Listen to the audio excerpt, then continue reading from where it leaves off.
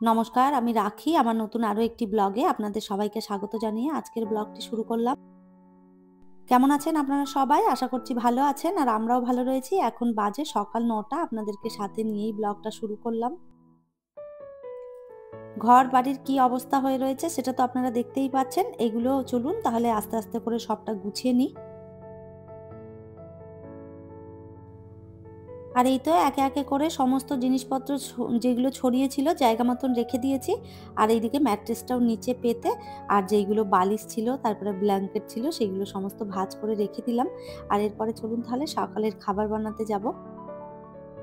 এখন বেজে গেছে প্রায় 11:30টার মতন আর আমি চলে এলাম সকালের খাবার করতে। আর দেখতেই পেলেন সমস্ত ঘরের জিনিসপত্র ছড়িয়ে ছিটিয়ে ছিল সেইগুলো সব গুছিয়ে রাখলাম। আসলে কি হয়েছে আমাদের যে খাটটা ছিল সেই খাটটা খুলে নিয়ে মিস্ত্রিরা চলে গেছে আমাদের নতুন বাড়িতে। ওইখানে আরকি খাটটা চেঞ্জ করব। খাটের যে ডিজাইনটা রয়েছে আর যে কালারটা রয়েছে সেটা অন্য কোনো ফার্নিচারের সঙ্গে যাচ্ছিল না।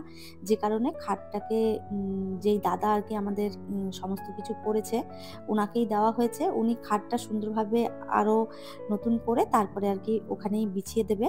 তো যে কারণে আমি খাট খুলে নিয়ে যাওয়ার পরে বক্স খাটের ভিতরে অনেক জিনিসপত্র ছিল। ওইগুলোই সমস্ত গুছিয়ে রাখলাম। এখন মোটামুটি ঘরটা গুছিয়ে রেখে এসেছি। তবুও যে খুব ভালো করে গোছাতে পেরেছি সেটাও নয়। বিবেকের বই খাতা আরো যে উপরে অনেক জিনিসপত্র ছিল যেগুলো ওইখানে রেখে দিয়ে চলে এসেছি। কেননা অনেকটা বেলা হয়েছে, কাজ করতে, করতে ভীষণ খিদেও পেয়ে গেছে। আর এখন যদি ওইগুলো পুরো ভালো করে গোছাতে যেতাম তাহলে আমার এখন রান্নারও দেরি হয়ে যাবে। তো অনেকটা যেহেতু বেলা হয়েছে আমি তাড়াতাড়ি করে খাবারটা খেয়ে তারপরে আবার দুপুরে রান্নাটাও করে নেব।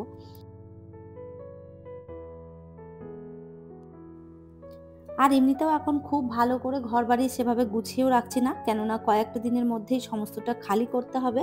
যেই কারণে যতটুকু না করলেই নয় ওইটুকুনি পরিষ্কার পরিচ্ছন্ন করছি। আর বাকি যেইগুলো রয়েছে ছড়ানো ছিটানো সেগুলো আর গোছাতে যাচ্ছি না। কেননা এখান থেকে নিয়ে গিয়ে আবার ওই ফ্ল্যাটে গোছাতে হবে। যে কারণে ভাবলাম যে যেমনটা রয়েছে সেভাবেই থাকুক। কয়েকদিন পর তো এমনিতেই গোছাবো।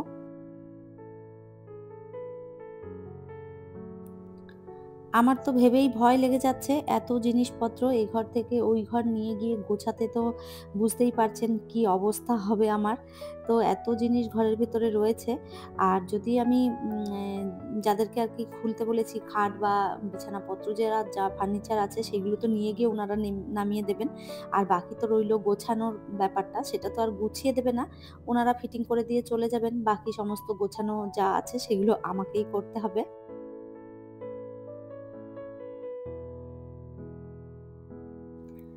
সকালের খাবার খেয়ে তারপরে চলে এলাম দুপুরের রান্না বসিয়ে দিয়েছি।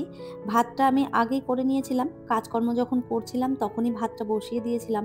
ভাতটা হয়ে গেলে তারপরে তরকারিগুলো ধীরে সুস্থে করে নিতে অসুবিধে হয় না। আজ রান্না করছি লাউ ঘন্ট, তার সাথে রয়েছে বেগুন পোড়া আর করব মাছের ঝোল। তো ওই লাউয়ের মধ্যে সেরকম কিছুই দিইনি। একটুখানি জিরে ফোড়ন আর কাঁচা লঙ্কা দিয়েছি। আর লাউটা অনেক কচি ছিল। কচি লাউটা একদম কেটে দিয়ে দিয়েছি। দেখতেই পাচ্ছেন গলে গেছে। আর এর মধ্যে এই যে দিয়ে দিচ্ছি একটুখানি ভেজে রাখা বড়ি। তো একটুখানি বড়ি দেবো আর নামিয়ে দেবো। তো ধনেপাতা তারপরে চিনি আপনারা খেলে এগুলো দিতেই পারেন। আর এভাবে লাউটা করে দেখবেন বেশ ভালো লাগে গরম ভাতে খেতে।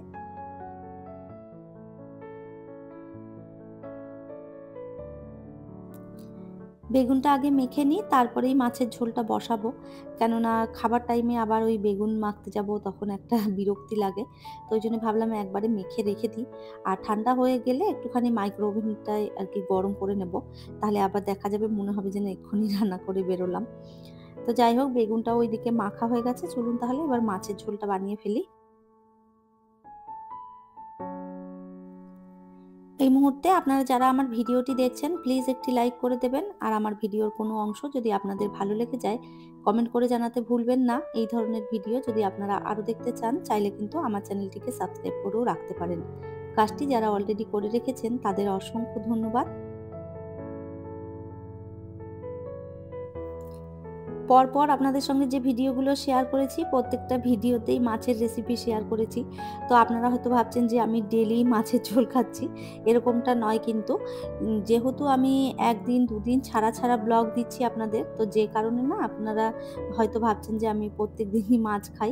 তো যেই দিনগুলো ব্লগ দিই না বা যেই দিনগুলোতে ব্লগ আসে না, সেই দিনগুলোতেও কোনো কাজকর্ম শেয়ার করাও হয় না।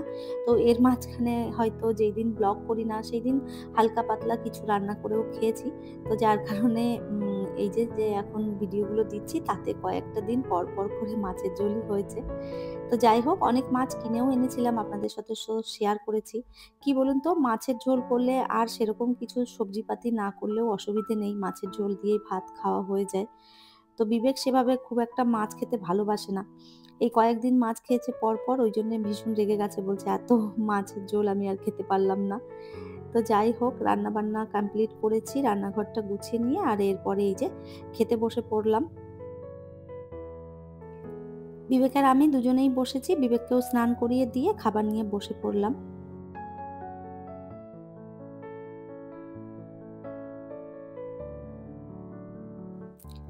খাওয়া-দাওয়া কমপ্লিট করেছি আর এখন বাজে বিকেল ৪টে। তো আমি আর আমার ভাই যাচ্ছি একটা নার্সারিতে। আমাদের এইদিকে গ্রামের দিকে একটা নার্সারি রয়েছে। ভীষণ সুন্দর গাছপালা ওখানে থাকে। তো ভেবেছি কয়েকটা গাছ নিয়ে আসবো। আর যেহেতু নতুন ফ্ল্যাটে যাবো, তো ভালো করে এখান থেকেই গাছগুলো বসিয়ে নিয়ে তারপরে ওই ফ্ল্যাটে গিয়ে রাখবো। তো যার কারণেই দেখতে যাচ্ছি কি গাছ রয়েছে। আমার বাড়িতে অনেক গাছ লাগানো রয়েছে। তার সাথেও দেখি কয়েকটা গাছ নেব। ওনাদের কাছে টব পাওয়া যায়। তারপরে আপনার ওই যে গাছে যে সার দেওয়া হয় সেইগুলো সমস্তটাই ওনাদের কাছে পাওয়া যায়। তো ভাবছি ওখান থেকে গিয়ে টুকটাক যা জিনিস লাগবে সেইগুলো নেব। আর এই তো চলে এসেছি একদম নার্সারিতে। চলুন আপনাদের সাথেও শেয়ার করি কি গাছ রয়েছে। এখানে রয়েছে সমস্ত গাছের চারা। আর এই যে দেখতে পাচ্ছেন পেঁপে গাছটা, এই গাছগুলোও ওনারা এই পেঁপে চারাগুলো আরকি বিক্রি করে। এই গাছটা যদিও বা ওনাদের। তো এত ভালো পেঁপে হয়েছে দেখেই মনে হচ্ছিল একটা তুলে নিয়ে যাই। এনাদের গাছপালা দেখাশোনা করার জন্যে এখানে ২ জন মাসি রয়েছে। এই মাসিরা গাছপালা দেখাশোনাও করে। আর তারপরে যদি কেউ কিছু নিতে আসে তাহলে এই মাসিরাই সমস্তটা গুছিয়ে দেয়। তো যাই হোক, এনাদের কাছ থেকে সমস্ত জিনিসপত্র নিয়ে তারপরে আরকি বাড়ির দিকে রওনা দেব। আর এই যে দেখুন সমস্ত রকম গাছের চারা এনারা এই যে লাগিয়ে রেখেছে। আর এখন যেহেতু শীত পড়ছে তাই জন্যে সমস্তটা রেডি করছে ওনারা আরকি গাছের জন্যে। তো এখানে বড় গাছ, ছোট গাছ, ফুলের গাছ, ফলের গাছ সমস্তটাই পাওয়া যায়। এখান থেকে সমস্ত গাছপালা নিতে আমাদের প্রায় সন্ধে হয়ে যাবে। আর কি গাছ কিনলাম সেগুলো আপনাদের সঙ্গে পরে শেয়ার করব। তাহলে চলুন, আমার আজকের ভিডিওটা এই পর্যন্তই। ফিরব নতুন ব্লগ নিয়ে। ততক্ষণের জন্য সবাই ভালো থাকবেন, সুস্থ থাকবেন। আবারও দেখা হবে নতুন একটি ব্লগে।